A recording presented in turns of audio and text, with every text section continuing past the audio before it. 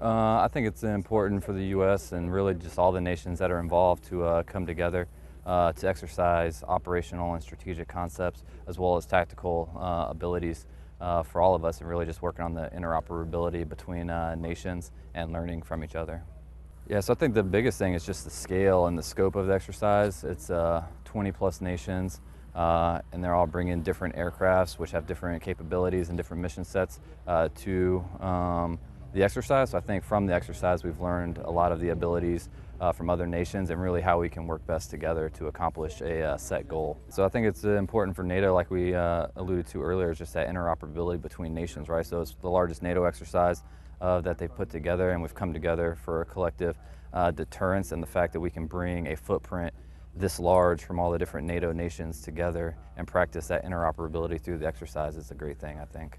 Oh, Europe's been a great place to fly. The weather's been beautiful the past 2 weeks. The host nation, Germany, here has been very accommodating for us. So us and all the NATO allies have gotten some really good training in the airspace that we have.